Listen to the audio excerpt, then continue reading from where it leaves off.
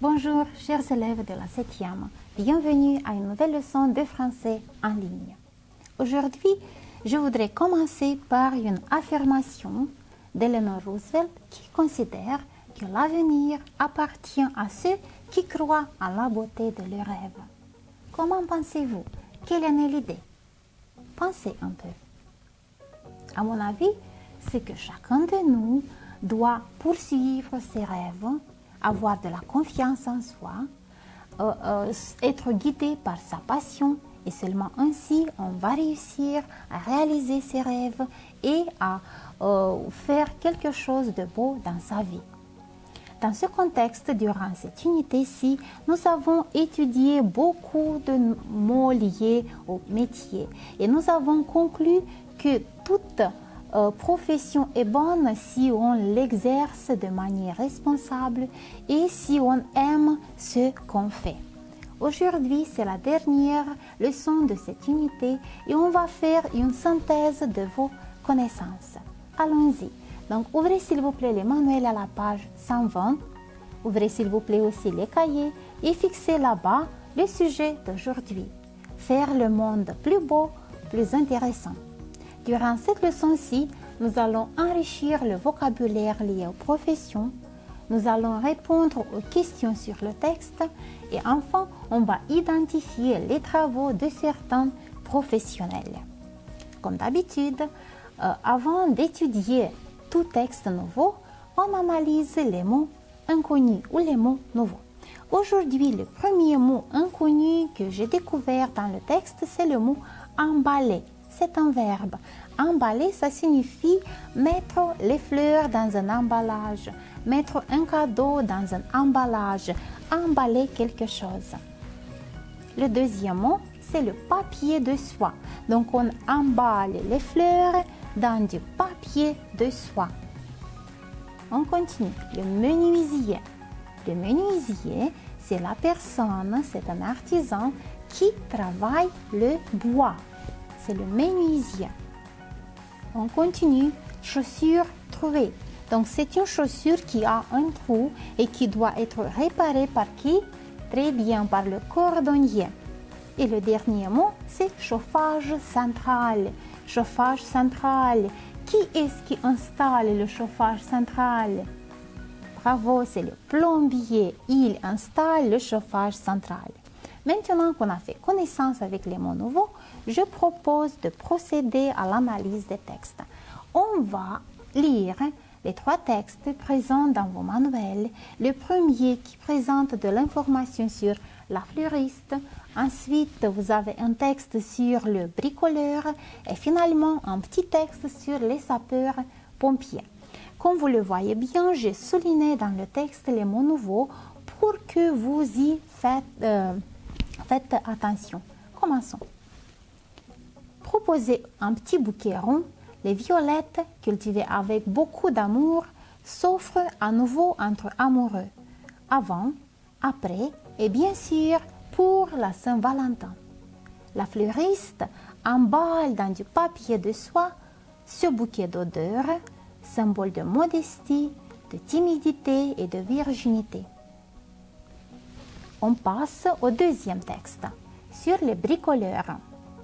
Les Français sont les rois du bricolage.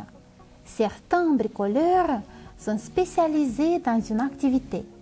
Celui-ci est un excellent menuisier et a fabriqué lui-même tous les meubles de sa maison. Ils peuvent aussi bien réparer une chaussure trouvée, installer un chauffage central ou une antenne parabolique. Et le dernier texte sur les sapeurs-pompiers. Les sapeurs-pompiers sont aimés et admirés des Français. Professionnels dans les grandes villes et volontaires dans les villages, les sapeurs-pompiers interviennent sur simple appel téléphonique en cas d'incendie ou accident de la route.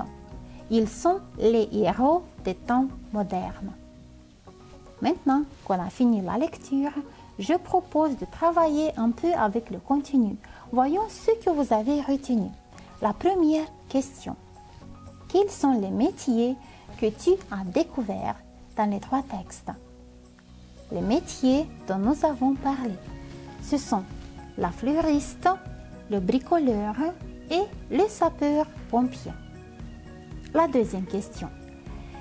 Quels sont les travaux que chacun de ces professionnels fait?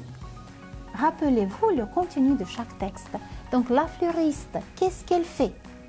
Et vous allez trouver dans le texte que la fleuriste emballe les bouquets dans du papier de soie. Le bricoleur, qu'est-ce qu'il fait? L'information du texte. Donc le bricoleur, il fabrique des meubles comme menuisier, il répare les chaussures trouées comme cordonnier et il installe le chauffage central comme plombier. Et le dernier artisan ou le dernier professionnel, c'est le sapeur-pompier. Rappelez-vous le contenu du texte. Le sapeur-pompier, il intervient en cas d'incendie ou accident de la route. Très bien, bravo, j'espère que vous allez retenir tous ces verbes qu'on utilise pour indiquer l'action de ces professionnels-ci. Et la dernière question. Quels autres métiers connais-tu? Et ici vient la synthèse que je vous ai promise au début de la leçon. Souvenez-vous, tous les métiers qu'on a appris durant cette unité-ci. Quels sont les métiers dont nous avons parlé? Aussi, vous devez tâcher de les définir en utilisant le verbe correct. Je vais vous montrer des images. Vous devez trouver le bon mot et ensuite utiliser le verbe correct pour indiquer l'action que chacun d'eux exerce. Commençons. C'est qui dans la première image? C'est le maçon qui construit des maisons. Donc vous avez le mot qui indique le métier, vous avez le verbe qui indique l'action qu'il fait et on a relié les 2 propositions dans une seule phrase à l'aide du pronom relatif qui. La deuxième image, c'est qui? C'est le médecin qui consulte et traite les malades. On continue.